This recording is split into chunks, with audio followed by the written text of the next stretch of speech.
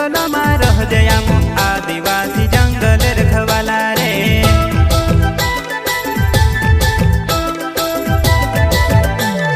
चल जंगल जमीन काज पूजे रे आदिवासी दुनिया ने रखवाला रे।